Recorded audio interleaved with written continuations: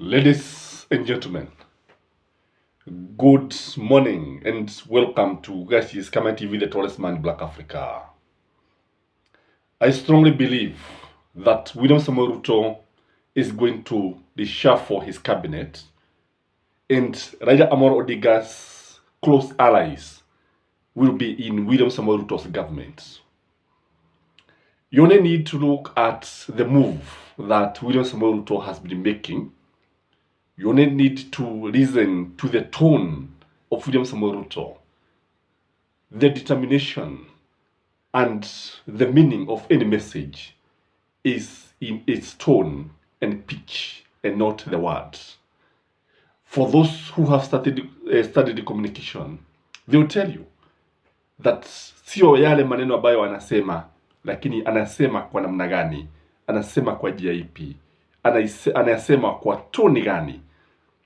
Hapo ndipo ambapo utapata ujumbe wake kamili. In this video, I want to explain to you guys why William Samoei Ruto is desperate to bring Raila Amolo Odinga in his government. Number one, in my view, is William Samoei Ruto must be getting intelligence information that he is not being seen as a symbol of national unity. His government has become very divisive. His government has been discriminating some communities on the basis of their region.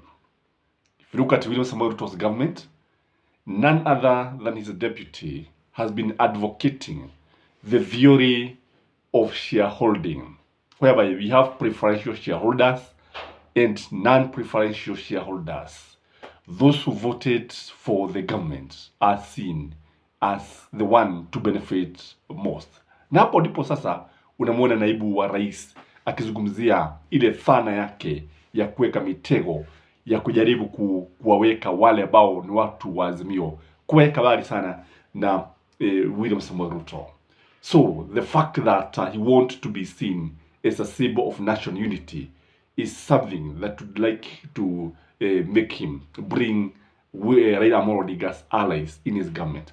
Number two, in my view, when you look at William Samoei Ruto very closely, you realize that he like disturbing the status quo. William Samoei Ruto is somebody who wants always to antagonize the status quo. And that's how he was able to bring this idea of somebody coming outside the people who matters in the society. You know, although he was the deputy president of the Republic of Kenya, many people did not think that he would become the president of the Republic of Kenya. And he wanted just to disturb the status quo. And that is how he came up with the idea of dynasties. Mtoto wa maskini, alienda shuleni bila viatu. That is how he came up with the mambo ya kuambia watu dynasty baya. Just because it is nature to disturb the status quo. The other thing, in my view, is that when you look at William Samoei Ruto, you realize that he is losing the grip of the mountain. In fact, he's doing it every day. Every day, he continue maybe being seen in public. Anytime people talk about taxes, the more you talk about taxes, the higher the gap, the greater the gap, or the wider the gap you create between the people of Mount Kenya. And not even the people of Mount Kenya, many people from many parts of the country with William Samoei Ruto. Hivyo ndivyo lile pego linazidi kuwa pana kulingana na vile ambavyo watu wanazungumzia masuala ya kodi. It is something that would now want him to bring Raila's ally. Najua, one thing I know, it is only Raila who can make a move and who can join the government, or whose allies can join the government, alafu watu waendelee kunyamaza, waone tu ni kama jambo la kawaida. Lakini mtu kama Kalonzo akifanya hivyo, utaona akiitwa msaliti. Mtu kama Jacob akifanya hivyo, mtu kama Martha Karua akifanya hivyo, utaona akiitwa maneno ambayo hawezi ukayapata kwenye kamusi, kwa sababu watatukanwa na watu. But Raila Amolo Odinga, William Samoei Ruto knows very well that any move by Raila Amolo Odinga will always be supported by his supporters. Unlike Uhuru Muigai Kenyatta. Unakumbuka wakati ambapo kulikuwa na zile salamu za heri, popularly known as the handshake. Only the Kikuyus who were against their son, Uhuru Muigai Kenyatta. But when you look at the Luo community, when you look at the people who supported Raila Odinga was not accused by anybody. People stood with Raila Odinga. So most of the decisions that Raila Odinga makes, they are usually supported by the people. And this is what William Samoei Ruto is exploiting. Remember, I've always opined that William Samoei Ruto is a shrewd politician. And you can see, vile niwaambia wapepeta na nazidi kupepeta siasa za Kenya kama karata, au kama gano, au jugu karaga. That is Ruto for you. The other thing that would make William Samoei Ruto to ensure that watu wa baba wamejiunga na serikali yake is that they can share the blame. Hey, a problem shared is half solved. Because this government is very, very unpopular. Our government is very, very unpopular with the voters. And I have not seen a government that has lost its popularity so fast like this government of William Samoei Ruto. And now when he shares this blame with Raila Odinga, just like Uhuru Muigai Kenyatta did, he must have borrowed from Uhuru Muigai Kenyatta's playbooks. Kwa sababu ukichunguza kwa udani utakuta kwamba Raila was blamed for nothing. And when he joined Uhuru Muigai Kenyatta, utaona kwamba watu kama Uhuru Muigai Kenyatta ambao walikuwa na nia nzuri walilaumiwa sana. And when you look at what happened, ule mlengo wa tagataga took advantage, na sasa Raila became the punching bag. And that is why even today would hear it's not very uncommon to hear watu wakimuita Raila wale watu wa rege, sijui nini, walituibia rege, watufanyia nini, handshake, what.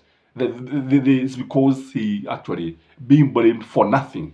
And this is what now William Samoei Ruto wants, because he is very sure, in fact he is very certain, that if he's going to be facing Raila Odinga on the ballot, he'll be defeated in the morning.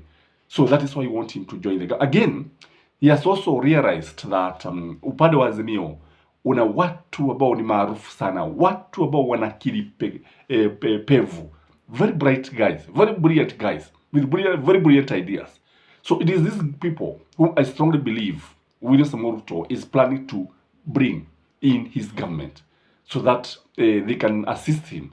And one thing I have realized is most Azimio guys, most of them kama watu kama Sifuna na wengine, they are very honest guys.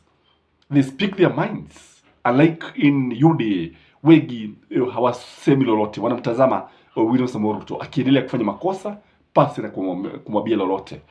I was watching the CS for Lands, Alice Wahome, when she was being roasted by the parliamentary led committee, and she was being asked about that issue of land, KACC land.